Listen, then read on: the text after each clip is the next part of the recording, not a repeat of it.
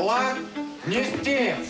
Мы настолько ебанулись. Миру ту пропасть, в которую... Oscar জয়ের আনন্দ মুহূর্তেই রূপ নিয়েছিল বিষাদে। নিউ ইয়র্ক থেকে জার্মানি যাওয়ার পথে নিখোঁজ হয় রুশ নির্মাতা পাভেল তালানকিনের অস্কার ট্রফিটি।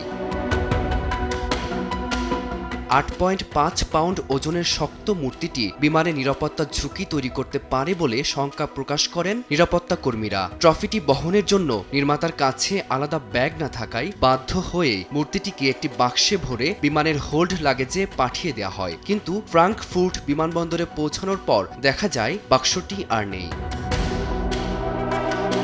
বিমানবন্দরে নিরাপত্তার অজুহাতে ট্রফি বহন করতে না দেয়া এবং পৌঁছানোর পর সেটি খুঁজে না পাওয়ায় বেশ বিরক্তি প্রকাশ করেন নির্মাতা পাভেল তালানকিন। তবে দীর্ঘ উদ্বেগ আর নাটকীয়তার শেষে খোঁজ মেলে ট্রফিটির।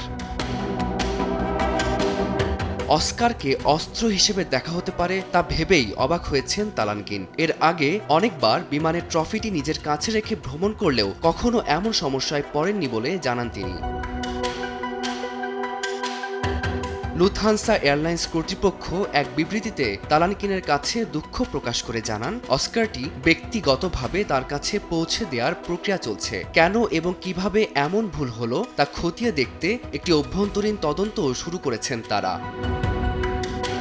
পাভেল তালানকিন পরিচালিত mister nobody against Putin প্রামাণ্যচিত্রটি বিশ্বজুড়ে ব্যাপক প্রশংসিত হয়েছে। রাশিয়ার একটি স্কুলে 2 বছর ধরে গোপনে চিত্রায়িত চলচ্চিত্রটিতে দেখা গেছে কিভাবে কোমলমতি শিক্ষার্থীদের যুদ্ধের আদর্শে প্রভাবিত করা হয়। 2024 সালে রাশিয়া ছেড়ে আসা 35 বছর বয়সী এই নির্মাতা মনে করেন প্রামাণ্যচিত্রটি ভবিষ্যৎ প্রজন্মের জন্য এক ঐতিহাসিক দলিল হয়ে থাকবে।